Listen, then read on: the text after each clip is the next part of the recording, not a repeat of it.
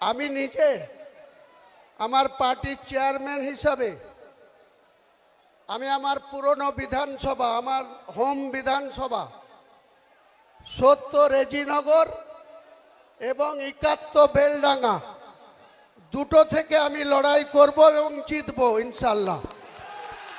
পাশাপাশি পশ্চিম মেদিনীপুরের গ্রামীণ খড়গপুর, কারণ শহর খড়গপুরে একটা সিট আছে, সেটা আমরা নিশ্চয়ই পরবর্তীকালে জানাবো। গ্রামীণ খড়গপুরের প্রার্থী আমাদের পশ্চিম মেদিনীপুরের আমাদের পার্টির জেলা সভাপতি, উনি কন্টেস্ট করবেন, ইব্রাহিম হাজি।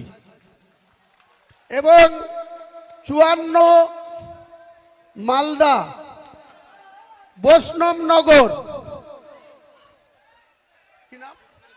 মুস্কেরা বিবি, উনি কন্টেস্ট করবেন 54 বৈষ্ণবনগর থেকে মালদার।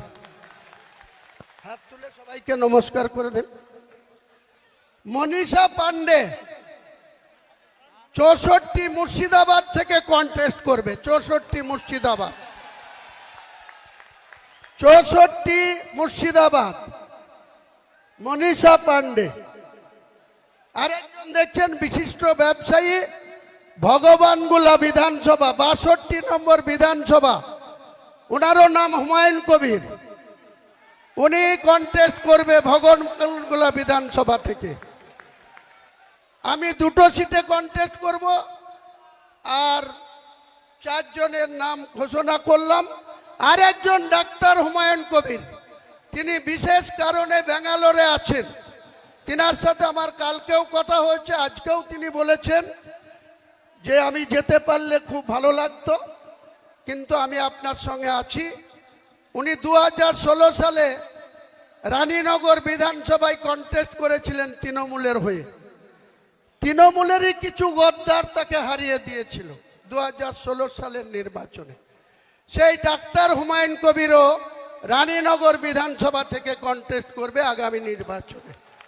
তাহলে আপাতত আমি দুটো সিট, 4টে সিট আর ডাক্তার হুমায়ুন কবির, এই হলো আজকের আমার চমক বলেন বা ঘোষণা বলেন। নির্বাচন অনেক বাকি, ইলেকশন কমিশনের ছুটি আসলেই আমরা 294-এর মধ্যে কত সিটে লড়াই করব ভবিষ্যৎ সময় সে কথা বলে দেবে। আমি আজকের দিনে বাংলার মসনদে যারা আছে তাদেরকে ক্ষমতাচ্যুত করার উদ্দেশ্যে এবং যারা ক্ষমতায় আসতে চাচ্ছে 2021 সালে তারা বারবার দিল্লি থেকে দিল্লি প্যাসেঞ্জারের মতো প্লেন আসতো আর যেত, উঠতো আর নামতো। সেই বিজেপি বলেছিল ইসকি বার 200 পার, 77তে আটকে গিয়েছিল।